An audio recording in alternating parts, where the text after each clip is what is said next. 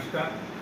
मी सरपंच शरद वनिता अशोक अलोने, ग्रामपंचायत तोडगावपूर. सर्व गावातील महिला पुरुषांना आवाहन करू इच्छितो की आज दिनांक 17 सप्टेंबर ते 31 डिसेंबर 2025 पर्यंत संपूर्ण महाराष्ट्रामध्ये मुख्यमंत्री समृद्ध पंचायत राज अभियान हा प्रत्येक गावामध्ये राबवण्यासाठी या अभियानाला आजपासून सुरुवात होत आहे.